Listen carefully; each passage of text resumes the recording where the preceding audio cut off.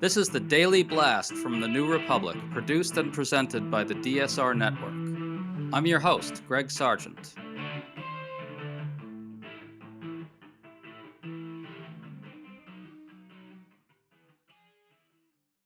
Donald Trump just endorsed MAGA nutjob Ken Paxton in the Texas GOP primary for Senate.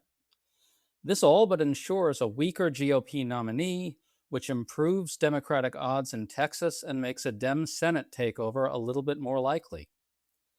In fact, Republican senators were furious about what they regarded as a betrayal. But Trump made things clear in his endorsement. Paxton got it because he was loyal to Trump, the only thing that matters. Too bad, Republicans. This is the guy you hitched yourselves to. So does this mean Texas actually is gettable for Democrats, or is heartbreak looming once again? Sawyer Hackett, a Democratic operative who has worked on numerous Texas races and knows the state well, is going to walk us through all of it. Sawyer, thanks for coming on. Good to be with you, Greg. So in a long Truth Social rant, Trump endorsed Ken Paxton, the Attorney General of Texas. Trump called Paxton someone who has, quote, always been extremely loyal to me and our amazing MAGA movement. Trump also cited Paxton's support for ending the Senate filibuster to pass the SAVE Act, which is a disgusting voter suppression bill, and Trump ripped Senator John Cornyn, the current GOP incumbent, as, quote, not supportive of me when times were tough. Sawyer, your reaction to that? Yeah, I mean, you said it up top. This is all about loyalty, right? I mean, he mentioned, Paxton's loyalty to Trump in the first sentence of that multi-paragraph statement. Goes on to talk about the filibuster, and this is kind of coming up in the context of him wanting to build this ballroom and overturn the parliamentarians' ruling on the ballroom funding. So clearly, this was all about Trump's own personal wishes for this race. He wanted a sycophant in this race that he could control, that he could manipulate. And that's what he's going to get with Paxton. It's interesting that you talk about the larger context legislatively, because Senator John Cornyn, we should tell people, has opposed doing away with the filibuster. And so anybody who won't wreck the system entirely for Trump has to go, basically, is the situation. Yeah, and Paxton, Cornyn rather, is someone who has voted with Trump 99% of the time. I mean, this is somebody who goes out of his way to post these kind of obsequious, subservient posts, pictures of Trump, and holding Trump's book, constantly trying to flatter Trump and voting with Trump 99.2% of the time in the Senate. I mean, and he was not loyal enough to Trump. This is somebody who did not go far enough in his loyalty, his obsequiousness to Trump. You on the other hand, you have someone like Paxton who, I mean, this is a guy who travels down to Mar-a-Lago as often as he possibly can. He's probably scheduling tea times around Trump's tea time just so he can, have a chance of running into him on the links. I mean, it's pathetic how these Republican primaries have essentially just become contests in who can, bootlick Trump the most. And in Texas, in a state as known for kind of independent, these Western cowboys who are, they stand up for their values and they fight for the things that they believe in. You have two men essentially competing for who can lick Trump's boots the best. And clearly Paxton has come away winning that contest. And he very consciously set out to do that. Punchbowl News reporter Andrew Desiderio posted on Twitter that this is the, quote, nightmare scenario for Senate Republicans. Sawyer, can you give us the case for why Paxton is weaker as a candidate than Cornyn is due to the corruption, the extremism, and everything else? Yeah, I mean, with Paxton, you have an extremely vulnerable candidate who is, not only disliked by a lot of independents and Democrats in the state, but also by a fair number of Republicans. He's somebody who has a disapproval rating. He's been underwater on his approval rating for many, many years. He's somebody who's been impeached by a Republican-controlled legislature. He's somebody who has been federally, criminally indicted on multiple felony counts, securities fraud and bribery and many other things.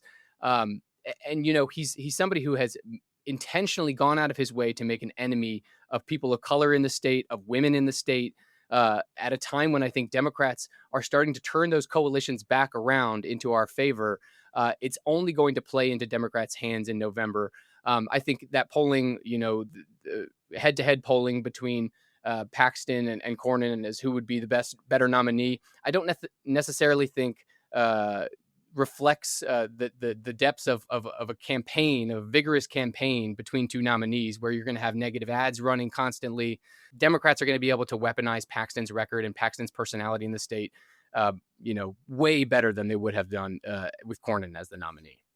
It sure looks that way. Let's talk about the Democratic candidate, James Talerico. He's running on an open profession of his Christian faith, combined with a promise to get beyond the acrimony of the Trump years with kindness and, I guess, goodwill toward the opposition, really, understanding toward the opposition, empathy.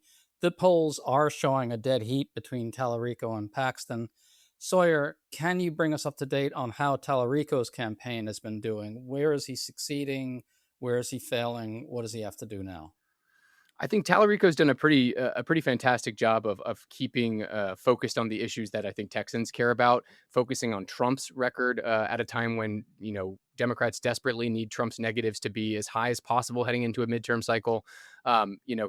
He's not necessarily put his thumb on the scale for either one of these Republican nominees. He said that whoever the nominee is, we're going to run the same campaign, we're going to run the same message.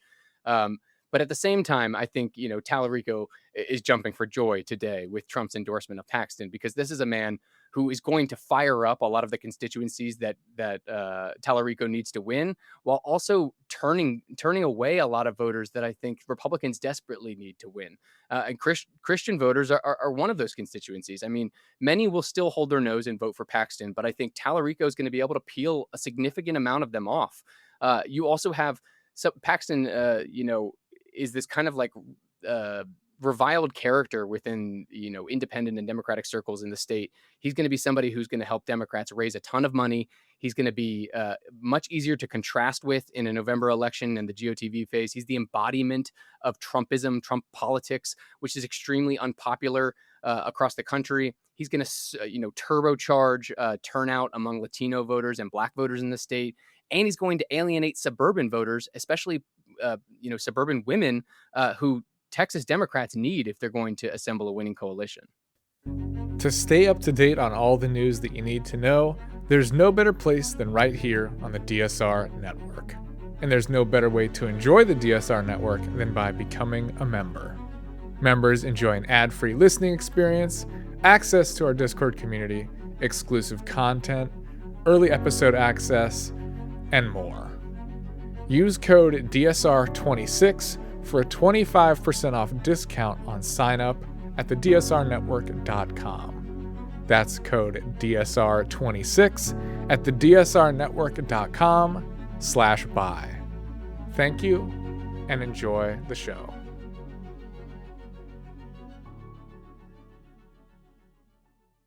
Adobe Firefly is the all-in-one creative studio with AI-powered image and video editing for today's creative process.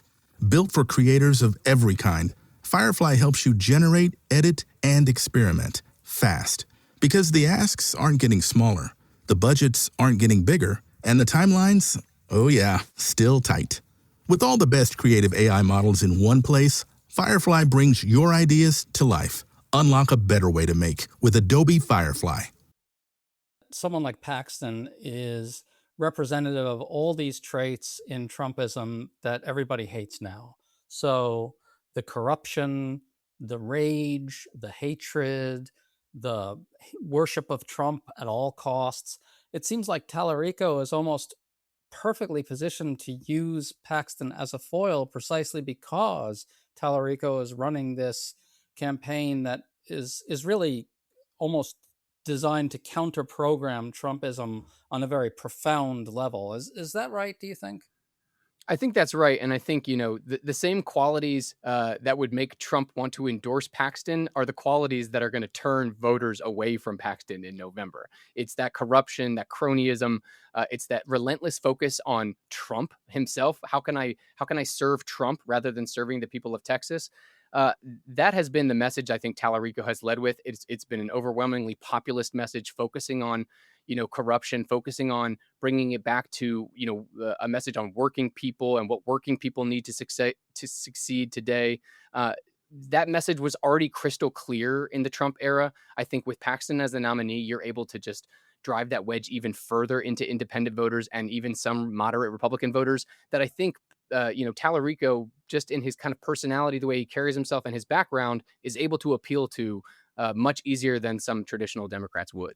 It's a fascinating matchup. We had Republican Senator Lisa Murkowski publicly admit that Trump's endorsement will make it harder for Republicans to hold Texas. She told reporters this, quote, "I think this puts that seat in jeopardy."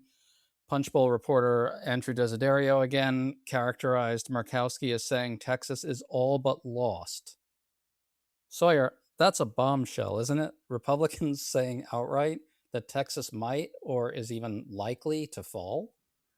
Yeah, I mean, I think you're probably hearing the same thing coming out of the DNC and Democratic circles today. I mean, Democrats have been looking for, looking ahead at this kind of Senate map and whether we have the ability to kind of keep a hold on the Senate past 2026, past 2028. The map has not been looking good for us.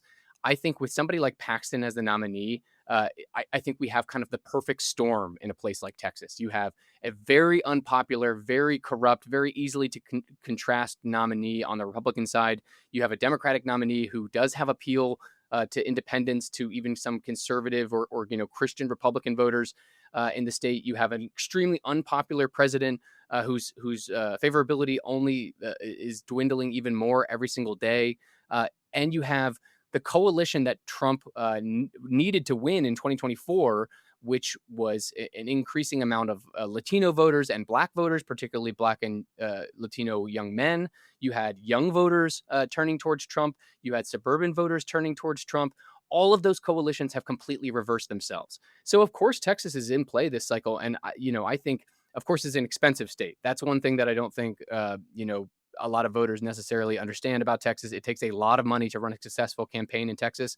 That being said, with Paxton as the nominee and Talerico able to contrast with him, he's going to be able to raise the amount of money needed to compete in this state. And Paxton and Cornyn flushed millions of dollars down the drain in this primary that Trump waited to endorse for weeks and weeks and weeks, and left Republicans in dire straits economically or financially heading into a GOTV phase of this election. Right. Trump really screwed the Republican Party royally by doing this, because these outside groups that are allied with Senate Majority Leader John Thune have reportedly spent tens of millions of dollars propping up Cornyn against the Paxton challenge. And now that money's up in flames. Still, though, I have to say, I keep hearing from Democrats that they're generally pretty worried about the spending disparity. There's been a lot in the press about that as well.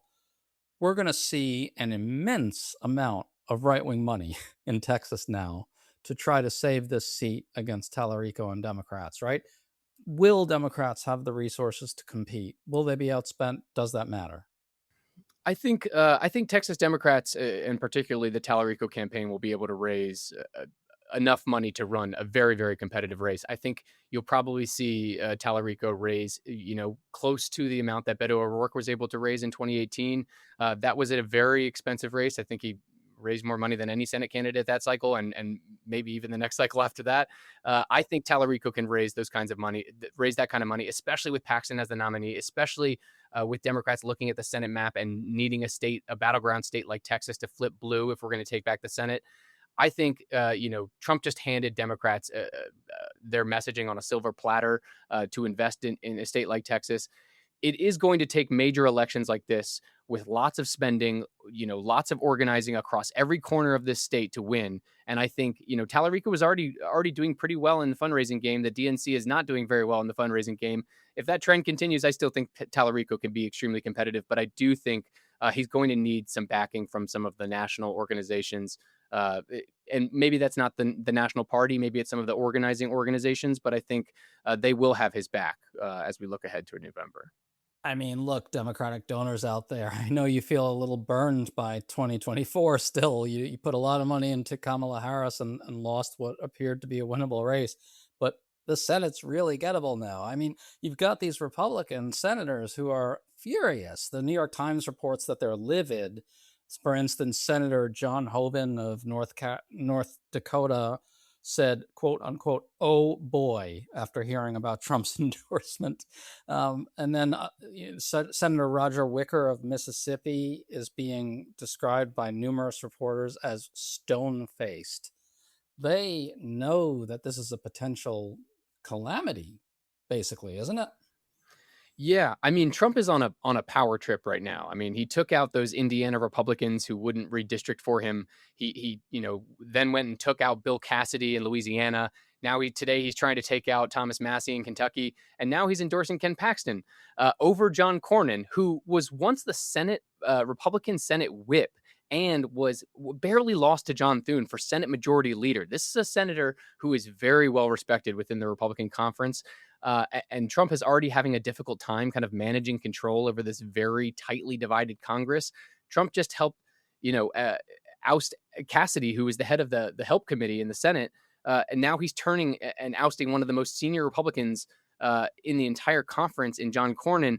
That is only going to piss off a lot of these Republican senators who he desperately needs to do things like ignore the parliamentarians' ruling or nuke the filibuster to get the certain things that he wants to get done. He's clearly on a power trip, but he's leaning in these very unpopular directions that I think Republicans are starting to see the writing on the wall when it comes to the midterms, and they know that they're headed for a wipeout in November if Trump continues in this trend. So, Sawyer, it seems like the big story here is what you're getting at there when you say that Trump is on this power trip. On some fundamental level, what we're seeing here is that Trump simply cannot imagine that he and or Trumpism and MAGA have become toxic. He is surrounded by sycophants at all times. He only looks at polls that show him winning. He has his own pollsters telling him he's winning, winning, winning.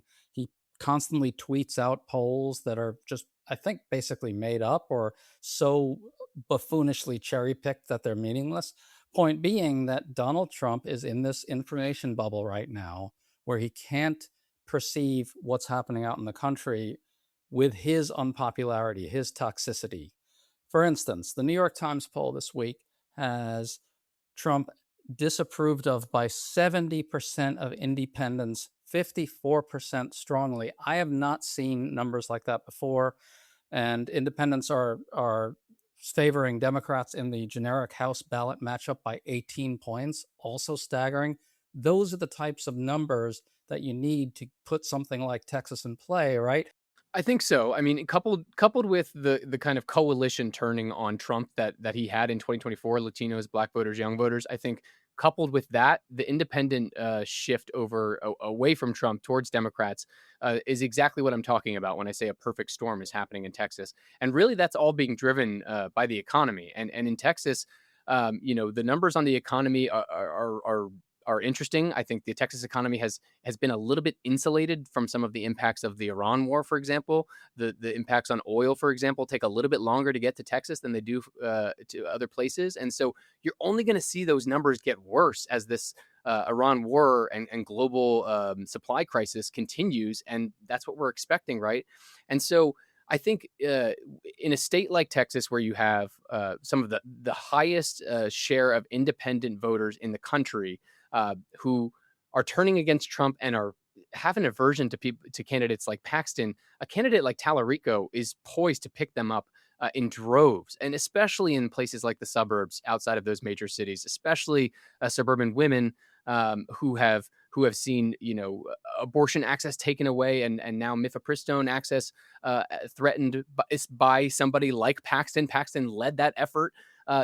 It's just the ads write themselves in Texas. And I think independent voters are going to see tens of millions of dollars of ads flooding their TVs between now and November. Of course, there's going to be a lot of misinformation and disinformation coming from the Paxton side of that equation. But I think Talerico really has a chance to run up the numbers, both with his own coalition, but also with independent voters.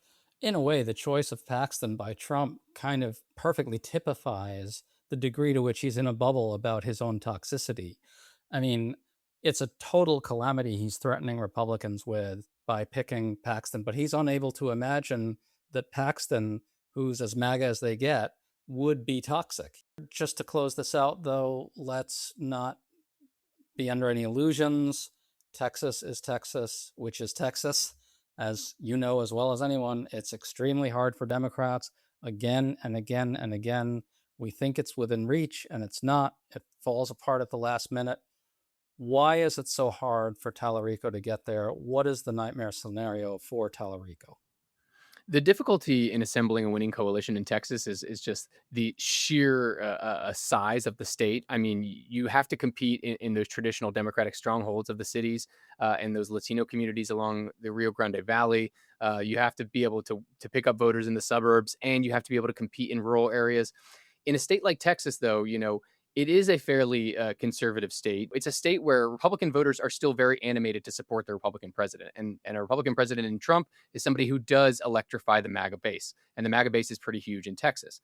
That being said, the sheer number of independent voters and the different layers of the coalition that Democrats have to assemble to win is very difficult. And so you do need a ton of money, not only to reach into every corner of the state, but also to be doing that deep outreach into constituencies like Latino voters who are harder to reach and harder to persuade and harder to turn out in a general election. So it's an uphill challenge for Talerico. I think if he has the money and if he has the kind of national environment with a very deeply unpopular Trump, it's something that he can win. And I think by Trump picking Paxton, he is elevating corruption at a time when corruption is at the center of our conversation nationally. I mean, we're out talking about the ballroom, talking about these payments from the IRS, talking about all these stock trading that he's doing.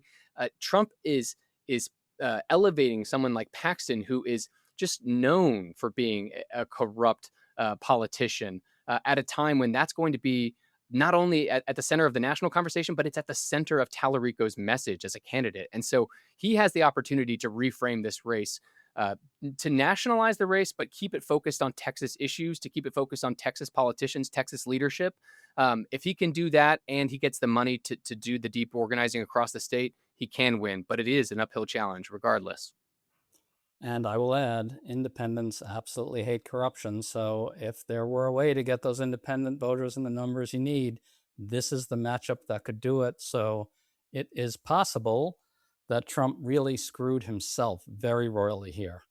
Sawyer Hackett, awesome to talk to you. Thank you so much. That was super illuminating. Yeah, great to talk to you, Greg.